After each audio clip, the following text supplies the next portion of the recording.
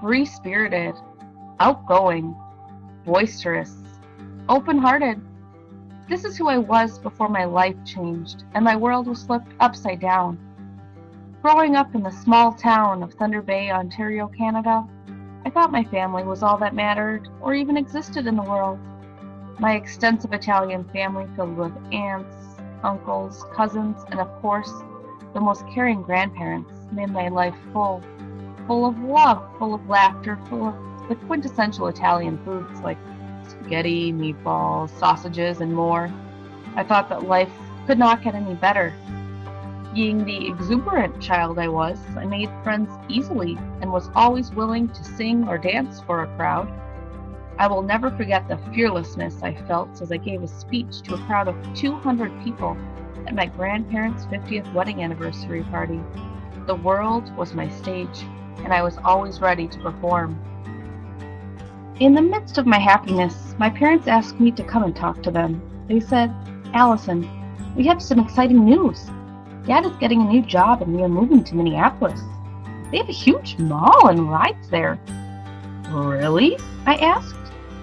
The next thing I knew, we were in the car on a 6-hour ride to this magical place called Minneapolis. The weekend had me hooked. Not only did this magical city have an amazing mall with rides and prizes, there was even a restaurant that looked and sounded like a jungle.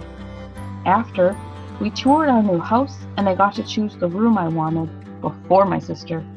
In my mind, how could moving to Minneapolis not be incredible? A few months later, we packed up our house and trekked our way across the American border.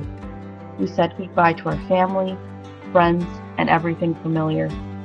While the future was uncertain, my spunky 9-year-old personality seemed up for the challenge. I began as a 4th grader at a new school, with new teachers, new friends, and a whole new beginning. My peppy spirit felt excited to meet these new people and create a second family. These high hopes were quickly shut down. Students viewed me as an outcast and an alien. Being so young, it was confusing because I wanted to embrace this new life. I wanted these people to become my friends, but instead, they acted as villains, bullies, and strangers. At first, I stayed strong and pushed through the name-calling, isolation, and loneliness. I thought to myself, maybe this will just take time. They've known each other for a long time and I haven't. Unfortunately, it progressively got worse.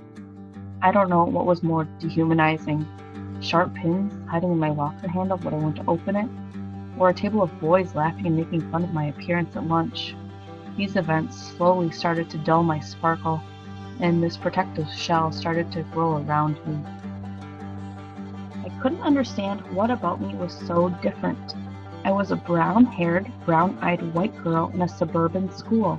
My voice didn't carry an accent, but I might have pronounced a few words differently, like Chesterfield instead of couch, and housecoat instead of robe. Was that enough to consider me an outcast? Enough to make me seem unhuman and unworthy of being a friend? As time progressed, the novelty luckily wore off, and students found something better to talk about. Unfortunately, for me, it was too late. Too late to build up my confidence. Too late to let people in and share about myself. Too late to approach situations openly and freely. My outgoing personality turned into a shy, self-conscious, and guarded one. As I look back, I am thankful for all of the opportunities that the move has given me, but I still struggle to bring back my carefree and sociable personality.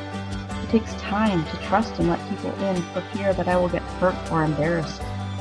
My past is my past and I wouldn't change it for the world, but I can't help but wonder what I would have been like as a person if I had never moved to this magical place called Minneapolis.